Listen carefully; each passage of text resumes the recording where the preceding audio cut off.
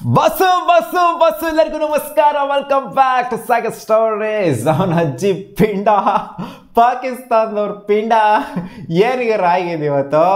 Match gone case. ಮಳೆಯಿಂದ match ಉಣ್ಕೊಂಡು ಹೋಗಿದ್ರಿಂದ USA ಕ್ವಾಲಿಫೈ ಆಗಿರೋದು ಸೂಪರ್ 8ಗೆ. ಒಂದು ಹೊಸ 8 ನೇಷನು ಸೂಪರ್ 8ಗೆ ಎಂಟ್ರಿ ಕೊಡುತ್ತೆ ಅಂತ ನೋಡಿ. ಇಲ್ಲಿ ನ್ಯೂಜಿಲ್ಯಾಂಡ್ ಇಲ್ಲ, ಪಾಕಿಸ್ತಾನ ಇಲ್ಲ, ಎಲ್ಲರಿಗೂ ಒಂಥರ ಮೈನ್ ಕಂಟ್ರಿಗಳಿಂದ ಟಾಪ್ ಕ್ವಾಲಿಟಿ ಕಂಟ್ರೀಸ್ಗಳೆಲ್ಲ ಏನಿದ್ದೋ ಅಪ್ಸೆಟ್ಗಳ ಮೇಲೆ ಅಪ್ಸೆಟ್ ಆಗ್ತಾ ಇದೆ. ಇನ್ನು ಇಂಗ್ಲೆಂಡ್ಗೂ ಅಪ್ಸೆಟ್ ಆಗೋದೊಂದು ಬಾಕಿ ಇದೆ ಇನ್ನೊಂದು ಗ್ರೂಪಲ್ಲಿ.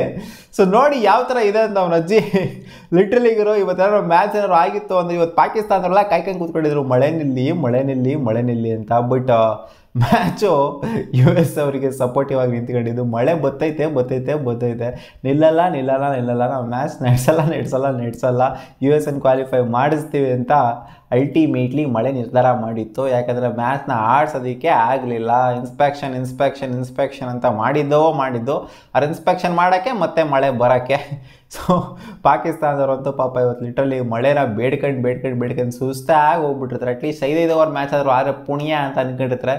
ಅವರೇ ಗೆಲ್ಲಿ ಪರವಾಗಿಲ್ಲ, US ಅವರೇ ಗೆದ್ಬಿಡ್ಲಿ, ಬಟ್ ಅಟ್ಲೀಸ್ಟ್ ನಮಗೆ ಮ್ಯಾಚ್ ಆದರೂ ನೋಡೋಕ್ಕೆ ಸಿಕ್ಕಿದ್ರೆ ಚೆನ್ನಾಗಿರೋದು. ಪಾಕಿಸ್ತಾನದವರು ಕೂಡ ಇದನ್ನೇ ಅಂದ್ಕೊಂಡಿರ್ತಾರೆ. ಮ್ಯಾಚ್ ಆದ್ರೂ ನೋಡೋಕ್ಕೆ ಸಿಕ್ಕಿರೋ ಮಜಾ ಇರೋದು ಈ ಮ್ಯಾಚ್. ಯಾಕಂದರೆ ಒಂಥರ ಡಿಸೈಡರ್ ಮ್ಯಾಚ್ ಇದು.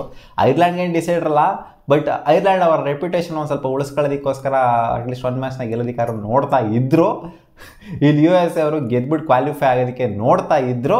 ಬಟ್ ಇವತ್ತು ಅಫಿಷಿಯಲಿ ಕ್ವಾಲಿಫೈ ಆಗಿದ್ದಾರೆ. US ಅವರು ಸೂಪರ್ 8ಗೆ ಎಂಟ್ರಿ ಕೊಟ್ಟಿದ್ದಾರೆ. ಗ್ರೂಪ್ B ಅಲ್ಲಿ ಆಡ್ತಾರೆ. ಸೂಪರ್ 8ಅಲ್ಲಿ USA ಅವರು A2 ಆಗಿ ಇವಾಗ ಕ್ವಾಲಿಫೈ ಆಗಿದ್ದಾರೆ. ಗ್ರೂಪ್ A ಇಂದ ಪಾಕಿಸ್ತಾನದವರು ಅವನಜ್ಜಿ ಅವತ್ತೇ ಹೇಳಿದೆ. ಅವ್ರು ಯಾವಾಗ USA ಮೇಲೆ ಸೋತ್ರೋ ಅವತ್ತೇ ಹೇಳಿದ್ರು ನಿಮಗೆ, ಇಲ್ಲ ಇದು ಯಾಕೋ ಕಷ್ಟ ಆಗಿ ಆಡ್ತಿದೆ ಪಾಕಿಸ್ತಾನಿಗೆ. ಇಂಡಿಯಾ ಮೇಲೂ ಸೋತ್ರೆ ಗಾನ್ ಕೇಸ್, ಇಂಡಿಯಾ ಮೇಲೆ ಗೆಲ್ಲೇಬೇಕು ಶತಾಯಗತ. ಇಂಡಿಯಾ ಮೇಲೆ ಸೋತು ಅಂದರೆ ಮುಗೀತು ಕತೆ ಅವ್ರದ್ದು.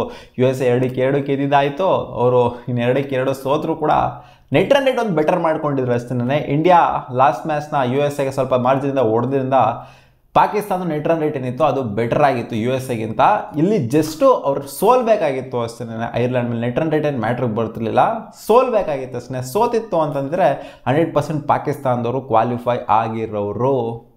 ಬಿಡಿ, ಏನೋ ಇವಾಗ ಹೇಳೋಕ್ಕಾಗಲ್ಲ, ಗೊತ್ತಿಲ್ಲ. ಪಾಕಿಸ್ತಾನದವ್ರು ಈ ಒಂದು ಜೋಶಲ್ಲಿ ಐರ್ಲೆಂಡ್ ಮೇಲೆ ನೆಕ್ಸ್ಟ್ ಮ್ಯಾಚು ಸೋತ್ಬಿಡ್ತಾರೆ. ನಾವು ಇನ್ನೇನು ಹೋಗಿದ್ದೀವಿ, ಇದನ್ನು ಸೋತ್ಬಿಟ್ವಾ ಅಂತ ಪಾಕಿಸ್ತಾನದವರು. ಐರ್ಲೆಂಡ್ ಬೇರೆ ಒಂದು ಮ್ಯಾಚ್ ಇದೆ, ಅವ್ರಿಗೆ ಒಂದು ಮ್ಯಾಚನ್ನು ಗೆದ್ದಿಲ್ಲ ಐರ್ಲೆಂಡಿನ. ಸೊ ಅವರು ಕೂಡ ಒಂದು ರೆಪ್ಯುಟೇಷನ್ ಪ್ರಶ್ನೆ, ಅವರು ಉಳಿಸ್ಕೊಳ್ಳೋದಕ್ಕೆ ನೋಡ್ತಾ ಇರ್ತಾರೆ. ಪಾಕಿಸ್ತಾನ ಒಂದು ಮ್ಯಾಚ್ ಇದೆಯಲ್ಲ ಅದನ್ನು ಜಸ್ಟ್ ಅವರು ಆಡಬೇಕು ಅಂತ ಆಡ್ತಾರೆ ಅಷ್ಟೇ. Dead rubber match Pakistan versus Ireland, ಸುಮ್ಮನೆ ಆಡಬೇಕು. ಗ್ರೂಪ್ A ಅಂತೂ ಫಿಟ್ ಆಗಿದ್ದಾಯಿತು. It's India and USA.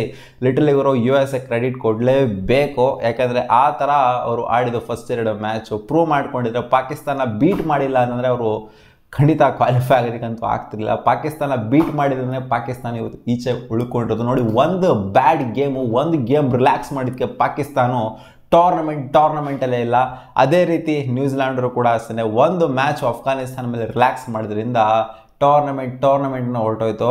ಹೌದು, ಇನ್ನೊಂದು ಮ್ಯಾಚ್ ಸೋತರು, ಅದು ಬಿಡಿ ಬೇರೆ ವಿಚಾರ. ಬಟ್ ಆದರೂ ಫಸ್ಟ್ ಮ್ಯಾಚ್ನ ಸೋತಿರಲ್ಲ, ಆ ಒಂದು ಅದಕ್ಕೂ ಡಿಪ್ರೆಷನ್ಗೆ ಹೊರಟೋಗ್ಬಿಟ್ಟಿದ್ರು ನ್ಯೂಜಿಲ್ಯಾಂಡ್ ಅವರು.